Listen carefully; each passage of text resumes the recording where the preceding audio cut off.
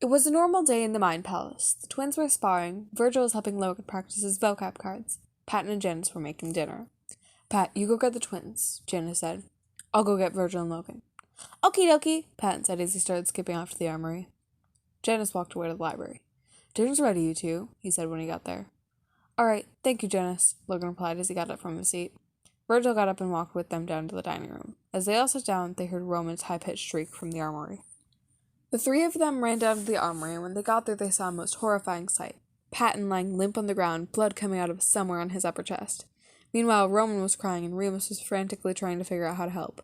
"What the hell happened?" Janice asked. I... Roman attempted to form an answer, but his brother took over. "When we were sparring, Pat walked in. He talked so suddenly it startled Roman, and this," he said, gesturing to Patton, "was the outcome." Logan went over in an attempt to calm the twins because Remus was shaking and Roman was crying in the fetal position.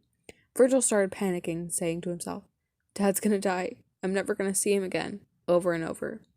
Janice, after calling the ambulance, grabbed the first aid kit and attempted to stop the bleeding. When the medics arrived, they took Pat away. Remus was a bit calmer as well as Roman, though he would not move from his place on the floor. Logan had moved on to calming down Virgil to no avail. Janice was talking to the medics. An hour or so later, the sides were sitting and eating in silence when Janice's phone rang. After the phone call, he said, "Good news or bad news first?" Logan replied, "Good news. He isn't dead." "Are you sure?" Virgil asked. Janice sighed and said, "Well, he isn't quite alive either. He's in a coma." "What?" Roman asked, through tears. "When's he going to wake up?" Janice replied, "None of us know, Roman." That night, Roman cried himself to sleep. He couldn't bear the thought of his boyfriend in so much pain. The next morning, Logan made breakfast. "Good morning, Roman," Logan said. He looked more tired than usual. Virgil was sitting on the counter, his eyes red. He didn't say anything, but he glared at Roman as he walked out.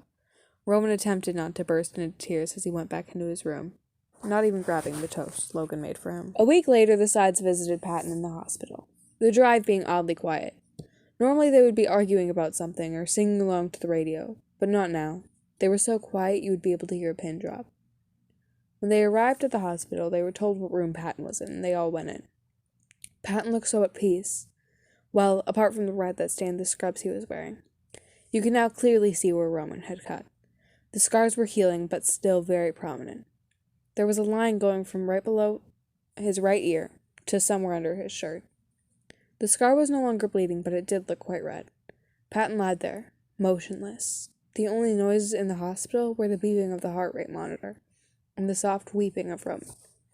None of the sides said much as everyone left the room. About a month and a half after the accident, Logan had visited Patton. He sat in a chair next to Patton's bed and talked to him. He would say things that made Patton giggle in the past. He told quite a few puns by the time he left. Later in the week, Virgil visited his dad. He didn't have much to say, but he did tell Patton what had been happening in the Mind Palace, how Thomas was doing, etc. Next up was Remus. He didn't quite know what to say either. He asked Patton questions like, "Are you gonna die?" He knew Patton wouldn't answer, but talking to him was calming. Then Janice visited him. He told Patton how he had attempted to parent the others, explaining how that was going. Not very well. Then there was Roman. When he visited, he cried almost the entire 2 hours he had been there. He told Patton how sorry he was, and he held Patton's cold hand and cried. At the 6-month mark, Thomas started noticing something. The sides never told Thomas what happened. He just assumed everyone was acting weird because, well, he never knew. One day he asked Virgil, "Hey, have you seen Patton?" Virgil stared at Thomas for a few seconds, then panicked. What was he supposed to say? "Oh yeah, he got stabbed and is in a coma. Sorry for not telling you." No. Virgil ended up just popping out of the room and going to Logan's for help. "He's getting suspicious," he said. Logan's expression changed from surprise to confusion. "What are you talking about, Virgil?" "Thomas," Virgil explained. "He asked where Patton was and I came here. What should I have said?" Logan started rubbing Virgil's back. "It's alright. Calm down. Everything's going to be fine." Virgil calmed down a bit. That night, the sides told Thomas what had happened. Thomas didn't know how to react. He just stood there with a blank look on his face. After about 15 seconds that felt like an hour, Thomas asked, "So, I have no morality?" None of the sides quite knew how to respond to that. The room once again fell silent. It had now been almost a year since the incident. Everyone was getting better, but the thought still lingered. It was constantly in everyone's subconscious, except for Roman. It was all he could think about. He was so overwhelmed with guilt that he barely ever left his room. He wouldn't eat until someone shoved food down his throat. He never talked to the others anymore, not even Remus. Then that would cause Remus to ask Janice what he did wrong. Things weren't going too well. One day, Janice got a phone call from the hospital.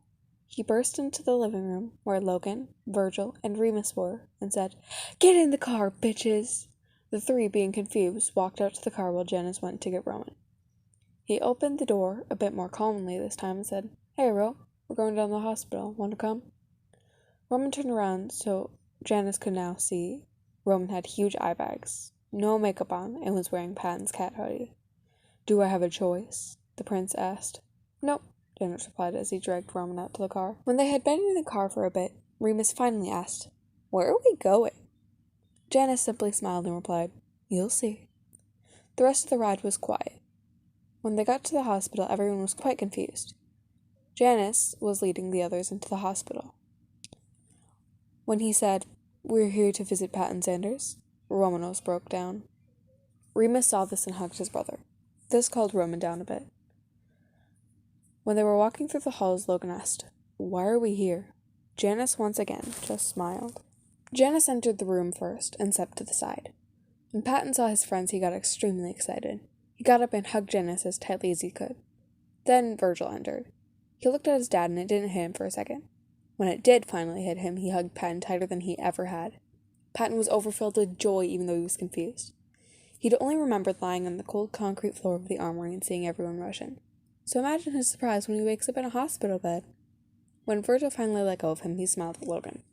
Lo had never been one for hugs.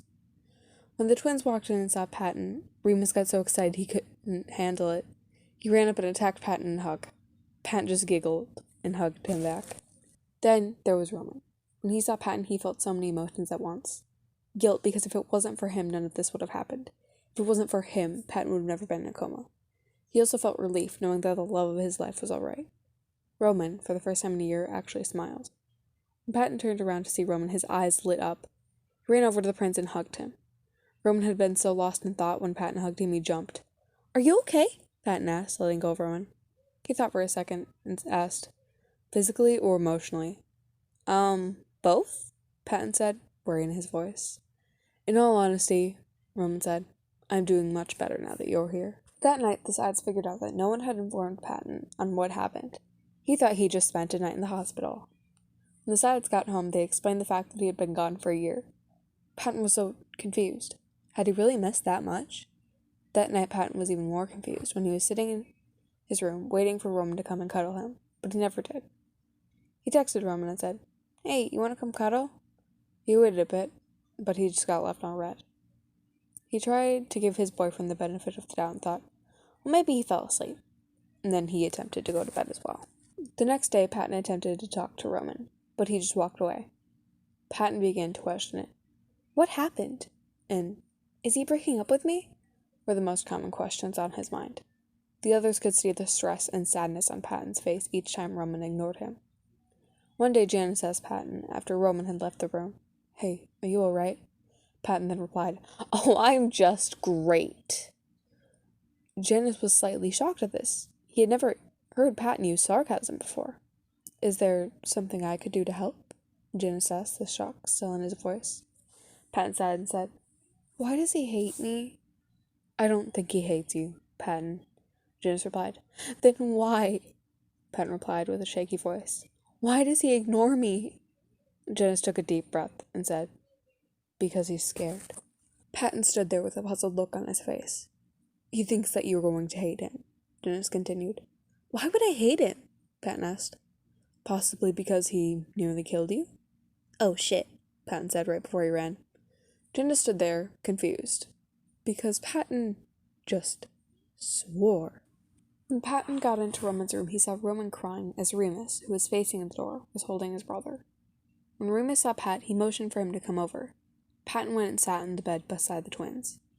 Roman moved his head so it was no longer buried in Remus's chest, and looked at the person who just sat down next to him. "Oh, hey, Pat," Roman said as he wiped the tears from his face. "Are you okay?" Patton asked. "Do you hate me?" Roman asked, attempting to avoid the question. "Of course not." Roman gave a sigh of relief. "Oh, thank God," he said while hugging Patton as Remus walked out of the room. "I'll leave you two to it." That night, as Patton puts it, was perfect. They were watching Beauty and the Beast. Virgil was sitting in the back of the couch holding Logan's hand. Janice was sitting next to Logan, and Remus was lying on Janice. And Patton was sitting on Roman's lap. Thank you all for watching/listening. I hope you all enjoyed this video. And stay tuned for next week's video. I hope you all enjoyed. Bye!